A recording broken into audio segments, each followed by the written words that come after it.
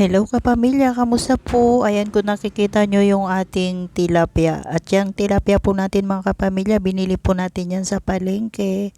At syempre may mga kasama kasing mga bituka ng isda at yun ay nahihingi natin ng libre. Kaya ayan, at ito naman yung ating molasses, 1 galon yan.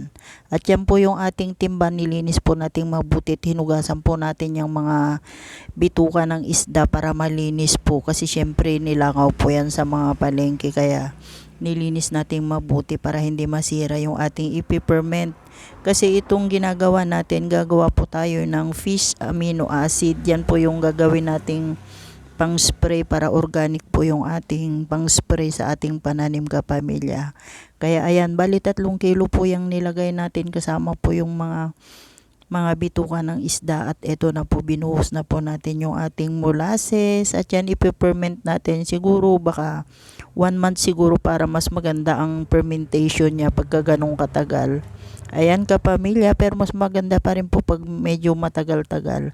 At yan may magagamit na tayo at libre na naman yung ano natin. Kumbaga nakatipid tayo dyan sa pang spray natin kaysa bibili tayo ng mga pang spray na hindi natin alam kung saan galing. Kaya ayan kapamilya, after 1 month po makikita natin yung resulta kung maganda ba. Hello po kapamilya, kamusta po? Ayan po yung ating saging na saba mga kapamilya, at yan dinudurog po natin. Hiniwa-hiwa po natin ng maliliit yan at syempre hinugasan po natin yan mabuti para kailangan malinis kasi galing sa palengke. At yung lalagyan natin, nilinis din natin para maganda yung pag-ferment natin dito sa ating saging na saba. At yan gagawin nating pang-spray sa ating mga pananim. Mas maganda kasi pagka organic. At yung mga yan, kailangan pagka gagawin mo yung mga ganyang hiniwa-hiwa na kailangan hugasan natin mabuti at kailangan malinis po yung kamay natin habang dinudurog natin yung ating mga prutas. Kahit anong mga prutas mga kapamilya, pwede gamitin dyan yung kamatis, kalabasa, mangga, yung mga yung pwede po. At basta prutas po pwedeng ihalo, kahit yung mga balat pwede rin po. Kaya yung kapamilya, gumagawa tayo ng ganyan at mas maganda pagka organic po yung pang-spray natin sa ating mga gulay. At yan mas maganda po pagka matagal yung fermentation niya.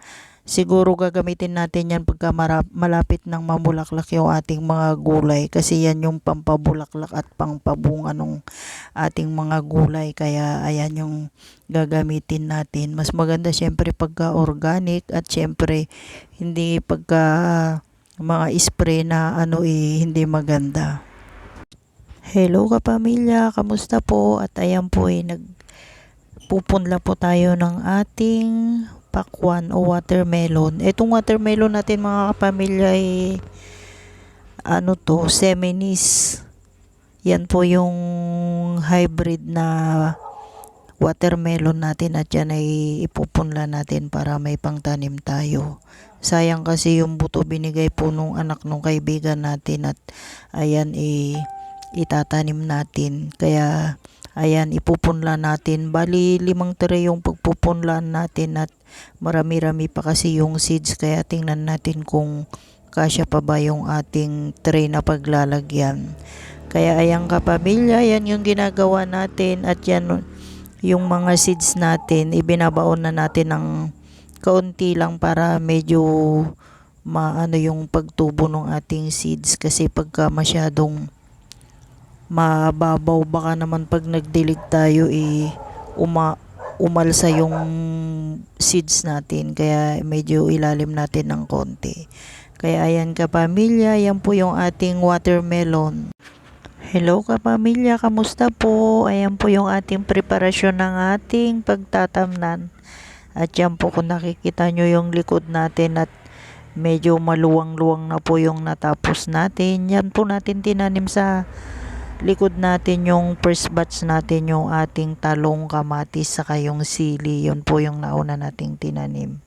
At syempre dito sa mga lugar na piniprepare po natin dito magtatanim pa rin po tayo ng mga iba pang gulay natin.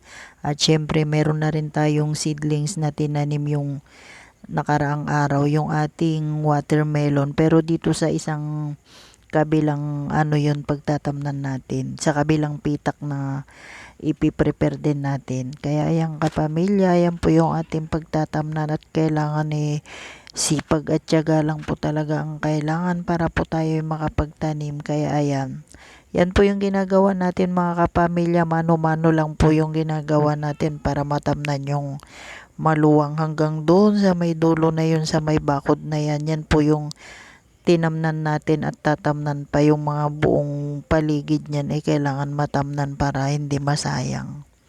Kaya yan kapamilya, yan po yung ating pagtatamnan at nire-ready na naman natin at marami pa tayong itatanim.